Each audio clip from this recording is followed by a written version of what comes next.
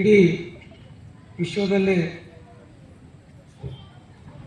ಸಾಮಾಜಿಕ ಕ್ರಾಂತಿ ಮಾಡಿದಂಥ,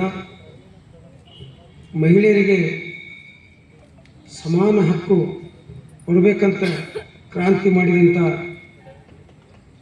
ವಿಶ್ವಗುರು ಬಸವಣ್ಣನವರ ಹೃದಯ ಮಂದಿರದಲ್ಲಿ ಸ್ಮರಿಸುತ್ತಾ,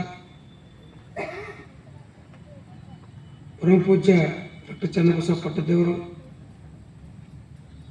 ಪರಮಪೂಜ್ಯ ಡಾಕ್ಟರ್ ಬಸವಲಿಂಗ ಪಟ್ಟದೇವರು, ಗುರುಬಸವ ಪಟ್ಟದೇವರು, ಮಹಾಲಿಂಗ ಅಪ್ಪಾಜಿಯವರ ಪಾದಗಳಿಗೆ ವಂದಿಸ್ತಾ, ವೇದಿಕೆ ಮೇಲೆ ಉಪಸ್ಥಿತ ಎಲ್ಲ ಆತ್ಮೀಯ ಶರಣ ಬಂಧುಗಳೇ, ಎಲ್ಲ ತಾಯಂದಿರಿಗೂ, ಉಪಸ್ಥಿತ ಎಲ್ಲ ಅಣ್ಣ ತಮ್ಮಂದಿರಿಗೂ ಒಂದು ದಿವಸ ಮುಂಚಿತವಾಗಿ ಬಸವ ಜಯಂತಿಯ ಹಾರ್ದಿಕ ಶುಭಾಶಯಗಳನ್ನು ಹೇಳ್ತಾ, ಈಗಾಗಲೇ ಬಹಳಷ್ಟು ಮಹಿಳೆಯರು ಸಹೋದರಿಯರು ಭಾಳ ಚೆನ್ನಾಗಿ ಮಾತಾಡಿದ್ದಾರೆ. ನಾವು ಕಾಟಾಚಾರಕ್ಕಾಗಿ ಬಸ್ ಜಯಂತಿ ಮಾಡ್ತಾ ಇದ್ದೀವಿ, ಭಾವನಾತ್ಮಕವಾಗಿ ಬಸವ ಜಯಂತಿ ಆಗ್ಬೇಕು. ನೀ ಬಾಪ, ನೀ ಬಾ, ನೀ ಬಾ, ನೀ ಬಾ, ಮನೆ ಮನೆಗೆ ಹೋಗಿ ನಾವು ಕರಿತಾ ಇದ್ದೀವಿ. ಇಂಥ ಒಂದು ದೊಡ್ಡ ಸಮಾವೇಶ ದುರ್ದೈವ ಇದೆ. ಅದಕ್ಕೆ ಬಸವ ಜಯಂತಿ ಆಚರಣೆ ಮಾಡಬೇಕಂದ್ರೆ ಸಾವಿರಾರು ಜನ ನಾವು ಕರೀಲಾರ್ದೇನೆ ಬಂದು ಈ ಒಂದು ಉತ್ಸವ, ಒಂದು ಐತಿಹಾಸಿಕ ಉತ್ಸವ ಆಗಂಗ ಅವರು ಭಾವನಾತ್ಮಕವಾಗಿ ಬಂದು ಭಾಗವಹಿಸಿದಾಗ ಮಾತ್ರ ಬಸವ ಜಯಂತಿ ಸಾರ್ಥಕ ಆಗ್ತದೆ. ಇಲ್ಲದ್ರಿಲ್ಲ.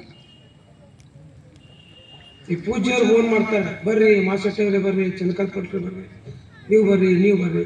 ಅವ್ರ ಕರೆ ಅವಶ್ಯಕತೆ ಇಲ್ಲ, ನಾವಾಗೇ ಬರ್ಬೇಕು, ನಾವಾಗೇ ಅಪ್ಪಲ್ಲಿ ಹೇಳ್ಬೇಕು.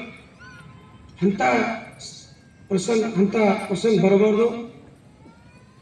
ಅದಕ್ಕೆ ಅಂಥ ಒಂದು ಸಮಯ ನಿರ್ಮಾಣ ಆಗಬೇಕು. ಯಾವ ರೀತಿ ಅಂತಂದ್ರೆ, ನಾವು ಎಲ್ಲಿ ಬಸವ ಜಯಂತಿ ಇರ್ಬೋದು, ಯಾವುದೇ ಬಸವ ತತ್ವ ಪ್ರಚಾರ ಇರ್ಬೋದು, ಯಾವುದೇ ಕಾರ್ಯಕ್ರಮ ಇದ್ದರೆ ಇಡೀ ಸಮಾಜ ಎದ್ದು ಈ ಒಂದು ಹಿರೇಮಠಕ್ಕೆ ಶ್ರೀಮಠಕ್ಕೆ ಬಂದು ಈ ಒಂದು ಕಾರ್ಯಕ್ರಮ ಯಶಸ್ವಿ ಆಗ್ಲಿಕ್ಕೆ ನಾವೆಲ್ಲ ಒಂದು ಪ್ರಾಮಾಣಿಕ ಪ್ರಯತ್ನ ಮಾಡಬೇಕು. ಆಗ ಮಾತ್ರ ಸಾರ್ಥಕ ಆಗ್ತದೆ. ಇಲ್ಲವರಿಲ್ಲ. ಪ್ರತಿ ವರ್ಷ ಮೀಟಿಂಗ್ ಮಾಡ್ತೀವಿ.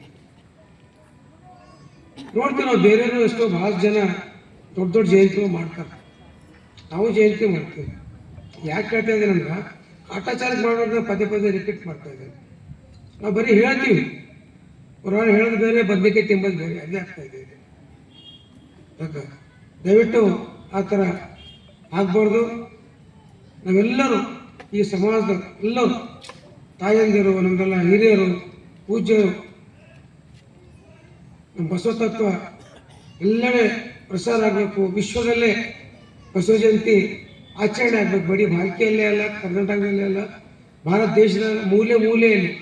ಯಾಕಂದ್ರೆ ಬಸವೇಶ್ವರ ಬರೀ ಕೇವಲ ಲಿಂಗಾಯತರ ಆಸ್ತಿ ಅಲ್ಲ, ಅವರು ಇಡೀ ವಿಶ್ವದ ಮಾನವತಾವಾದಿಯ ಒಂದು ಪೂಜ್ಯರಿದ್ದಾರೆ ಅವರು. ಇಂಥ ದೊಡ್ಡ ಮಹಾನ್ ಚೈತನ್ಯ ಶಕ್ತಿ ವಿಶ್ವದಲ್ಲಿ ಎಲ್ಲೂ ಇಲ್ಲ.